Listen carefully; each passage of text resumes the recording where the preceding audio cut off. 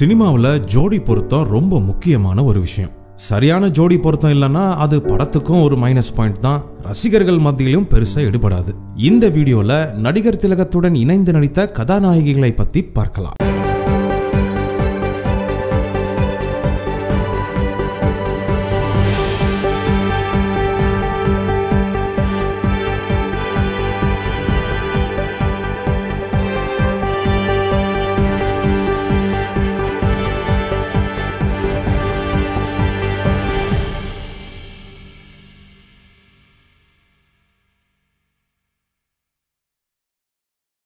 பண்டரிபாய். அறிமுக கதாநாயகனான சிவாஜிக்கு முதல் கதாநாயகி பண்டரிபாய். சீர்திருத்தம் என்றால் என்ன, எங்கிருந்தது துவங்க வேண்டும் என்று சிவாஜிக்கு பாடம் எடுக்கும் ஒரு கதாபாத்திரம். அடுத்ததாக இவர்கள் இணைந்தது அந்த நாள். ஜப்பானியரோடு கைகோர்ப்பதில் தேச துரோகம் எதுவும் இல்லை என்று எண்ணும் சிவாஜிக்கு அது தேச துரோகம் தான் என்று வாதம் செய்யும் மனைவி கதாபாத்திரம். சிவாஜியின் துரோகத்தை தடுக்கும் முயற்சியில் அவனையே கொல்லும் நிலை உண்டாகிறது.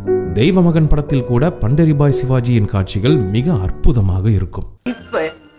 குழந்தை மாதிரி முத்தம் கொடுத்துட்டு போறதப்ப ஏங்க, அவன் இன்னும் குழந்தை தானே. உன் குழந்தைய நினைக்கும் போது எனக்கு ஒரு பக்கம் சிரிப்பு வருது, ஒரு பக்கம் பொறாமையா இருக்கு. ஏங்க அப்படி சொல்றீங்க? அத உன்கிட்ட செய்யற சேஷ்டைகள் எல்லாம் பார்க்கும்போது நான் அவனாயிடக்கூடாதான்னு தோணுது. ஆனா வயசுதான் உதைக்குது. இப்போ என்னங்க உங்களுக்கு வயசாயிடுச்சு? பத்மினி. வெண்திரையில் அந்த நாளும் வந்தது. சிறு சிறு நடன காட்சிகளில் தன் சகோதரிகளுடன் சேர்ந்து படங்களில் தோன்றிய பத்மினிக்கு வெள்ளித்திரையில் கதாநாயகியாக ஜொலிக்க ஒரு காலம் வந்தது. அதே மாதிரி நடிகர் திலகத்துடன் இணைந்து நடிக்கும் தருணமும் வந்தது. அப்படி அவர்கள் இணைந்து நடித்த அத்தனை படங்களுமே முத்துக்கள். நடிப்பில் யார் யாரை மிஞ்சுவார்கள் என்று போட்டி போட்டு நடித்தார்கள். எதிர்பாராதது, தெய்வ பிறவி, ராஜா ராணி, வியட்நாம் வீடு, இரு மலர்கள் என்று எண்ணற்ற படங்கள். இப்படி ஒரு பொருத்தமான திரை ஜோடியை அதுவரை வெள்ளித்திரை கண்டதில்லை என்று சொன்னால் அது மிகையாகாது. இப்படி படத்துக்கு படம் இருவரும் வெள்ளித்திரையில் ஜொலித்தார்கள். வருடங்கள் பல கடந்தன, பல வெற்றி படங்களும் குவிந்தன. அதற்கெல்லாம் மகுடம் சூட்டுவது போல் அமைந்ததுதான் தில்லானா மோகனாம்பாள். இதுதான் படத்திற்கு தலைப்பு. எனக்கு பிடிக்கவில்லை, சிக்கல் சண்முக சுந்தரமாக பெயரை மாற்றுங்கள் என்று சொன்னவரில்லை சிவாஜி. அப்படி சொல்லியிருந்தாலும் மாற்றியிருப்பார்கள். இருவருக்கும் சரிசமமான பாத்திர படைப்பு. நடிப்பில் சொல்லவா வேண்டும்? எல்லாரும் இருக்காங்களே பாக்குறேன். தைரியம் இருந்தா என்கிட்ட போட்ட சபதப்படி தில்லானா வாசிட்டுல எங்கேயாவது ஓடணும். வாசிட்டாம போனா எந்திரிச்சு தோத்து போய் தான் ஓடுறீங்கன்னு இப்பவே எல்லாரும் முன்னாடி சொல்லிட போறேன். பானுமதி. அறிவாளி, ரங்கோன் ராதா, அம்பிகாபதி, தெனாலிராமன், ராணி லலிதாங்கி என்று இவர்கள் பட்டியல் நீளும். ரங்கோன் ராதா படத்தை பார்க்க வந்த தாய்குலத்தின் ஒட்டுமொத்த அனுதாபமும் ரங்கோன் ராதா மீதுதான். அத்தனை பேர் சாபமும் நடிகர் திலகத்திற்கு தான். காரணம், கொடுமைக்கார கணவனவன். நடிப்பு என்று வந்துவிட்டால் அதை தாண்டி வேறு எதுவும் யோசிக்க தெரியாத ஒரு மகா கலைஞன் தான் சிவாஜி. புரியுதுல்ல? புரியுதுல்ல? சும்மா எதுக்காக தடுக்க எனக்கு உரிமை இல்லையா? உரிமையாவது மண்ணா கட்டியாவது. இப்ப நீ என்ன கேக்குற? தஞ்சாவூர் மாப்பிளைக்கு தங்கத்தை கொடுக்க சொல்றேன். கொடுக்க முடியாதுங்கிற. எந்த பயலுக்கும் கொடுக்க முடியாது. அப்ப தங்கத்தை நீங்களே கல்யாணம் பண்ணிக்க பாக்குறீங்களா? ஆமான்னு வச்சுக்க. ஏன் தங்கத்தை கல்யாணம் பண்ணிக்கிறதுக்கு எனக்கு என்ன இல்ல? அந்தஸ்து இல்லையா, ஆஸ்தி இல்லையா, பாஸ்தி இல்லையா, சொத்து இல்லையா, சுகம் இல்லையா, எது இல்ல? எல்லாம் இருக்கு. ஆனா இந்த ரங்கம் உயிரோடு இருக்கும் வரை நீங்க நினைச்சபடி நடக்க வழிதான் இல்லை. நீ யாரு இத கேட்க? அடிமை. நீ அடிமை. வாய மூடிக்கிட்டு பேசாம கிட. சாவித்ரி. நடிகையர் திலகம் என்றே அவருக்கு பெயர். வேறு எந்த நடிகைக்கும் வழங்கப்பெறாத சிறப்பு. பாசமலர், கை கொடுத்த தெய்வம், நவராத்திரி இதெல்லாம் பின்னாட்களில். முதலில் பெண்ணின் பெருமைதான். இந்த படத்தில் நடிகர் திலகத்துக்கோ வில்லன் வேடம். தீய வழக்கங்கள் அனைத்திற்கும் உறைவிடம். சிவாஜியின் இந்த கதாபாத்திர சாயலில் தான் 3 முடிச்சு ரஜினி, ஆசை பிரகாஷ்ராஜ் என 2 பேரும் கொஞ்சம் இமிட்டேட் செய்திருப்பார்கள். பாசமலரும் நவராத்திரியும். இந்த 2 படங்கள் போதாதா? இந்த 2 நடிப்பு இமயங்களை பற்றி பேசிக்கொண்டே இருக்கலாம். வேலைக்கு போன நீ உன்னை உட்கார வச்சு சாப்பாடு போடுறதுக்கு உங்க அண்ணன் இருக்கும்போது என்ன கேட்காம வேலையை செஞ்சு நீ. நான் சம்பாதிச்சு வைக்கலனா இப்ப உங்களுக்கு இந்த வேலை போற நேரத்துல என்கிட்ட 3000 ரூபாய் இருந்திருக்கு.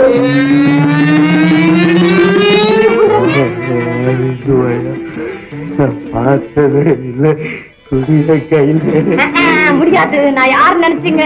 அவங்க தங்கச்சி ஆகும். தேவிகா. ஒரு நடிகையின் நடிப்பை குறிப்பிட்டு ஒரு முறை கமெண்ட் செய்திருக்கிறார் சிவாஜி. அவர்தான் தேவிகா. அவருக்கு மட்டுமே அந்த பெரும் பேரு வாய்த்தது. நீலவானம் படத்தில் தேவிகாவின் நடிப்பை குறிப்பிட்டு பாராட்டியிருக்கிறார் சிவாஜி. அதேபோல் ஆண்டவன் கட்டளை படத்தில் ஒரு மிக சேலஞ்சிங்கான ரோல். அதை தேவிகா அருமையாக செய்திருப்பார். சாந்தி படத்தில் வாழ்வில் சாந்தியே கிட்டாத பரிதாபத்திற்குரிய சாந்தியாக வாழ்ந்திருப்பார் தேவிகா. பைத்தியம் பைத்தியம்னு என்ன அடிக்கடி சொல்லுவீங்க. நான் உண்மையிலேயே பைத்தியம் தாங்க. 6ல சாகலாம், அறியாத வயசு. 100ல சாகலாம், அனுபவிச்ச வயசு.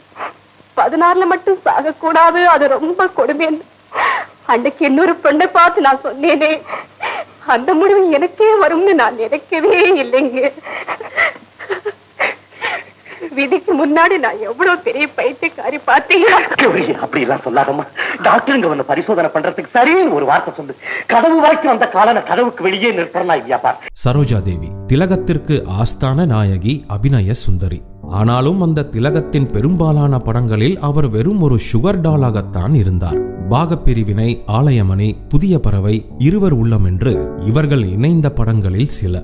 இருவர் உள்ளம் படத்தில் ஒரு முக்கிய காட்சி, சரோஜா தேவி தன்னை மிஞ்சிவிடக் கூடாது என்று கவனமுடன் நடித்துக் கொண்டிருந்தார் சிவாஜி.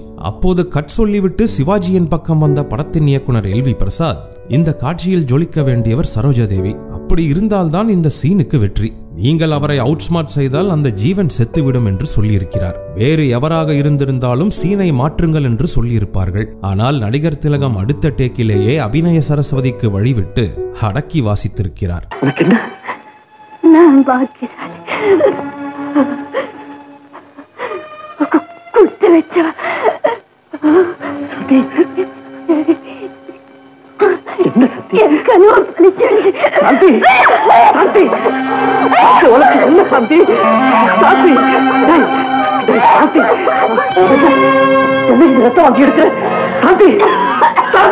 ஜெயலலிதா எங்கிருந்தோ வந்தாள்.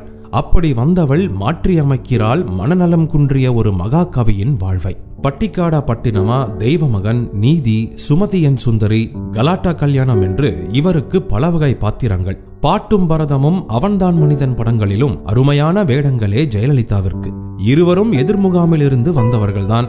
ஆனால் இணைந்த பிறகு இவ்வளவு காலம் ஏன் திரையில் இந்த ஜோடி சேரவில்லை என்று ரசிகர்கள் புலம்பியதுண்டு. மக்கு காதல் விட்டு காதலி பிரியும் போது இப்படித்தான் போறதா? அப்படி ஒரு பார்வை, அப்படி ஒரு வெட்டு, அப்படி ஒரு போஸ் கொடுக்க வேண்டாம். KR விஜயா சிவாஜிக்கு மற்றும் ஒரு பொருத்தமான திரை ஜோடி KR விஜயா. இருவரும் இணைந்து பல படங்களில் நடித்துள்ளனர். அதில் நெஞ்சிருக்கும் வரை, சொர்க்கம், தங்கப்பதக்கம், ராமனெத்தனை ராமனடி என்று KR விஜயாவுக்கு வாய்த்த படங்களும் வேடங்களும் அருமை. குறிப்பாக தங்கப்பதக்கத்தில் இவரது நடிப்பு பிரமாதம். அதேபோல் இருமலர்கள் படத்தில் அசத்தி இருப்பார் KR விஜயா. யார் அந்த பொண்ணு? இவ்வளவு தூரம் உங்களை ஆட்டி படைக்கிற அந்த பொண்ணு யாரு? சொல்லுங்க. சாந்தி. இது சாதாரணமா ஆண்களுக்கு ஏற்படக்கூடிய பலவீனமா இருந்தா பரவாயில்லை. இதுக்காக நீங்க வேதனைப்படாதீங்க. நீங்க திரும்பி என்கிட்ட வந்துடுவீங்கிற நம்பிக்கை எனக்கு உண்டு. இத பத்தி பேச விரும்பலன்னா விட்டுடுங்க. இப்ப உங்க மனசு சரியாயிடுச்சு இல்ல? வாணிஸ்ரீ உயர்ந்த மனிதன், நிறைகுடம், வாணி ராணி, சிவகாமியின் செல்வன், இளைய தலைமுறை, புண்ணிய பூமி, நல்லதோர் குடும்பம் என நடிகர் திலகத்துடன் இணைந்தார் வாணிஸ்ரீ. இந்த படங்களுக்கெல்லாம் வைரமகுடமாக அமைந்ததுதான் வசந்த மாளிகை. இன்றும் நெஞ்சங்களில் வாழ்ந்து கொண்டிருக்கும் ஒரு காதல் காவியம். இந்த இதயம் இருக்கே, அதை ஒருத்தருக்கு கொடுக்காத வரைக்கும் விசாலமா இருக்கும். கொடுத்ததுக்கு அப்புறம் ரொம்ப சுருங்கி போயிடும். அடுத்தவங்களுக்கு இடம் கொடுக்க சம்மதிக்காது. அப்படின்னா உங்க இதயம் அதே ஒரு தேவதைக்கு அர்ப்பணிச்சு. இந்த நடிகைகள்ல உங்களுக்கு ரொம்ப பிடிச்ச சிவாஜி ஜோடி யாரு? உங்க சாய்ஸ கமெண்ட் செக்ஷன்ல சொல்லுங்க.